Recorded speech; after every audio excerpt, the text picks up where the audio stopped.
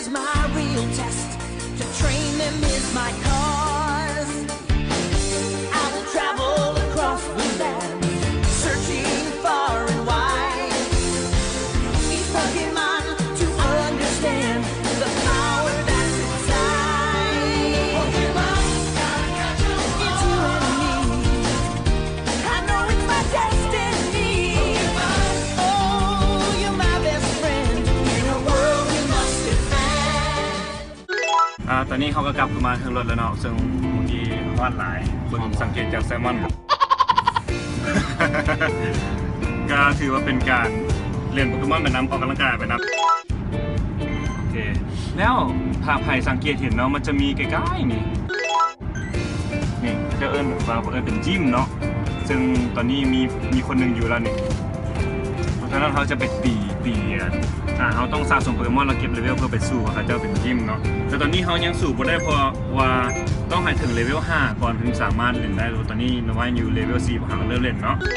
ระหว่างนี้เขาก็ถ้าการฟักไข่แล้วตอนนี้พยายามขี่รถถ้าไปจื้อได้ก่อนหน้านี้เนาะว่าฟักไข่ต้องใช้เวลาประมาณ5 กิโลแสดงว่าตอนแล้วเพื่อเขาจะได้ในเวลาในการฟักไข่มันใช้เวลาในย่าง5 กิโลเมตรจึงจะได้เนาะเพราะฉะนั้นหลังจากเขาได้เขาต้องพยายามรอจนทอด5 กิโลเมตรแล้วไข่ตัวนี้จะฟักแล้วเป็นยังไงเดี๋ยวไข่ก็จะฟักแล้วเขาจะให้เบิ้งอีกเท่านึงเนาะเพราะฉะนั้นตอนนี้เขาพยายามขี่รถอยู่ให้ได้แค่15 กิโลเนาะเพราะย่างนี่คือสิเมื่อยเติบกัน5 กิโลซึ่งไข่ตัวนั้นมันของไซมอนเนาะกำลังใกล้แล้ว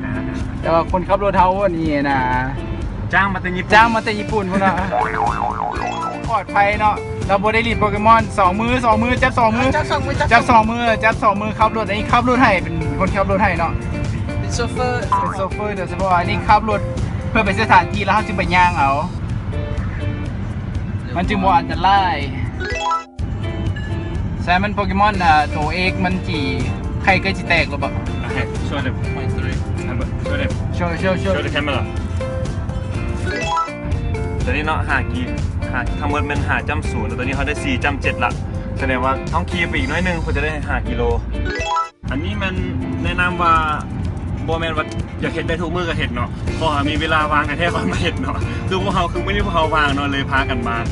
รอแก็บโปเกมอนเพราะฉะนั้นใช้เวลาวางให้เป็นประโยชน์เท่านั้นเนาะแล้วก็ระวังพร้อมเนาะ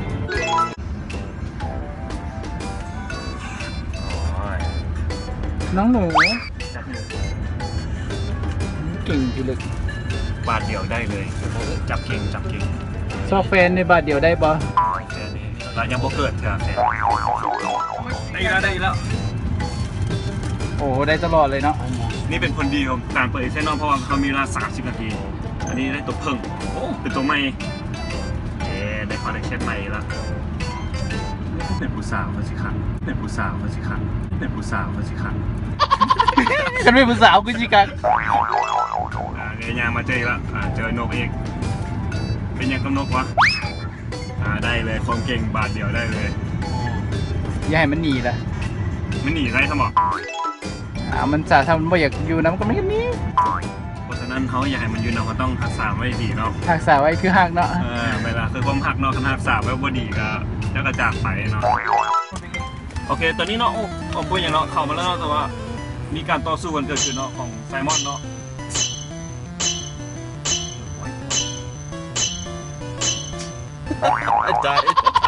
ตายน้องเบิ้งอยู่เนาะตัวนี้ก็ได้ไซมอนเสียเพราะว่าโปเกมอนของเขาเจ้าโตบักเยอะก็คือที่บอกไปเนาะว่าคันได้เลเวล5เนาะถึงสามารถเป็นสู่ได้ได้ไหมอ้าววอลเลเวล5ได้เลเวล5แล้ววิธีเลือกต่อไปเป็นวิธีเลือกกันนะทีมเนาะดิกซนี่โอเคได้พอดีเลยแล้วมันจะถามขึ้นมาเห็นปะมันจะบอกว่าเจ้าพ่อเลเวล5แล้วเนาะจับได้โปเกมอนได้หลายตัวแล้วต่อไปแล้วมันจะให้เลือกทีมมานี่โอ้อันนี้เป็นทีมเหลือง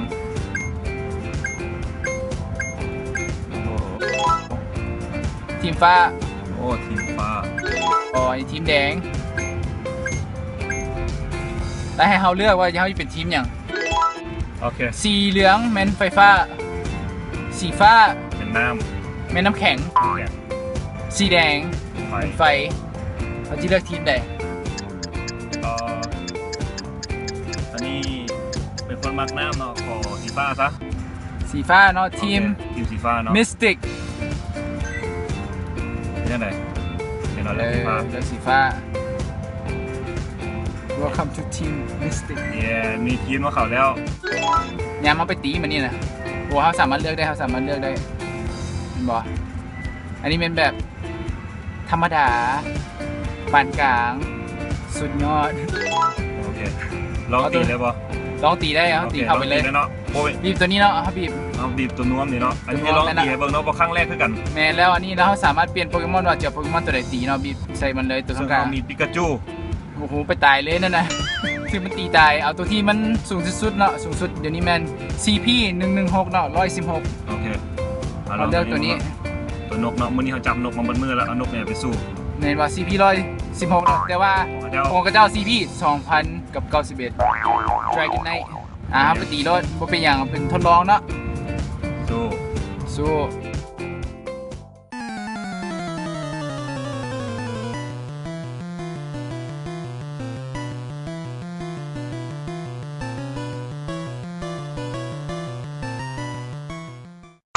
มันตีไปเดี๋ยวก็ตายบอกว่าเขาเลเวลสูงเลเวลวันเลเวลต่ำเนี่ยเลเวลต่ำยังวะถึกตีไปเดียวตาย ว่าทันได้อย่างซ้ำตดกันยังบ่หาเมียนอ๋อสรุปเนาะ สรุปว่าเสียแล้วเสียแล้ว เนาะก็คือร้องให้เบิ่งแล้วว่าเสียเนาะ แล้วมาเบิ่งโปเกมอนเขาเนาะเพราะว่าเขาถึกตีเห็นบ่ครับเป็นกับเลยมันก็เลยตายแล้วจุดคิดจนมันลงเลยเห็นบ่ ได้จังได๋มันสิฟื้น เขาจะมีน่ะถ้าฟื้นเนาะจะมีอยู่ในไอเทมของเขาเนาะใส่ revive ก็ได้หรือว่า potion ก็ได้เนาะเพื่อให้ ยาช่วยคือ เป็น เพิ่ม ยา เลือด ช่วย เนาะ แมนเพิ่มเลือด นี่ โอเคเจ้า ฟื้นฟูมันขึ้นมาคืน เราจะปล่อยไปก่อนตอนนี้เฮา แล้วโบยิงต่ำโพด เดี๋ยวยังต่ำเนาะเดี๋ยวเก็บแต้มไปเรื่อยๆเนาะ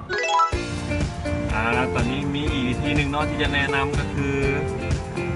การเปลี่ยนตัวละครเนาะเปลี่ยนสุดเปลี่ยนเสือเนาะซึ่งเขาก็สามารถปรับเปลี่ยนได้หรือว่าจะอยู่ทีมสีฟ้าเนาะซึ่งสุดเขามันสีเหลืองซึ่งพวกเขากันไปหรือว่าเลยอยากไปเปลี่ยนสุดเนาะก็เคยกดเข้ามานี่เนาะคัสตอมไมซ์รูปเสือเนาะแดงแล้วก็อยากเปลี่ยนก็สามารถเปลี่ยนได้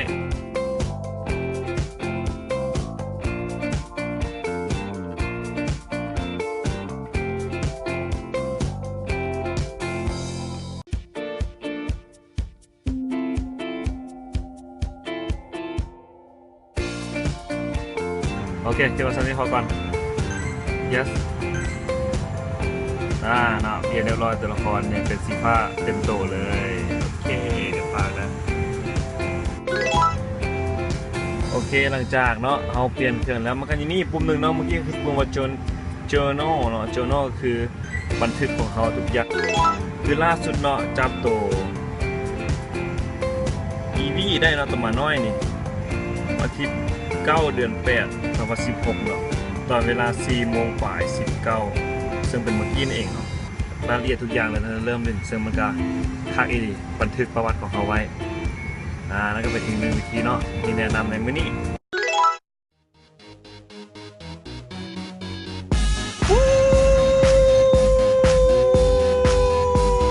ผู้ยัง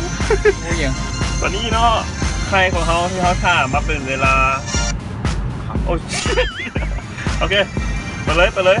ยเนาะ 5 กิโลเมตรเนาะที่เขาได้มาแล้วแทน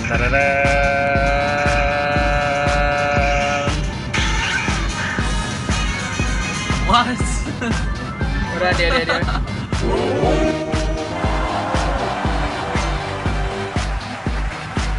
โอ้ได้ตุ่ม อีกนึงอีก 9 หางเนาะโอ้มีอีกมาได้แล้วได้บัตรเดียวเนาะ2 หน่วยซ่อนส่งกับการรอคอยเนาะขี่รถอ้อมเวียงจันทน์มาก่อนน้ำไป หัวสีมานะครับแต่ว่ามันไงไปเรียนมาก่อน ซีพีสูง โอ้ซีพีสูงโอเคเนาะนั่นก็เป็นอีกวิธีหนึ่งเนาะที่มันแนะนำในมื้อนี้ภารกิจของพวกเราสำเร็จแล้วมื้อนี้เนาะกับเลาะเก็บโปเกมอนเกือบทั่วเวียงจันทน์เนาะเพราะว่ามื้อนี้พวกเราวาง โอเคนั่นก็เป็นวิธีต่างๆเนาะที่เขาเอามาแนะนำในวันนี้กับหมู่ๆน้องๆทุกคนสามารถเอาไปใช้ได้เนาะแต่อย่าลืมเนาะต้องเล่นแบบยังระมัดระวังเนาะ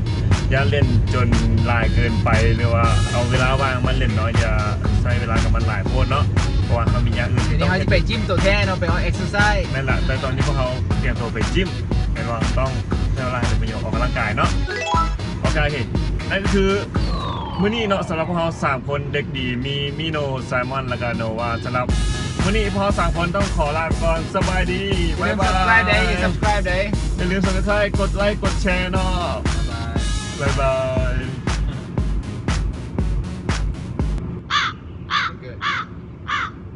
Good. Go.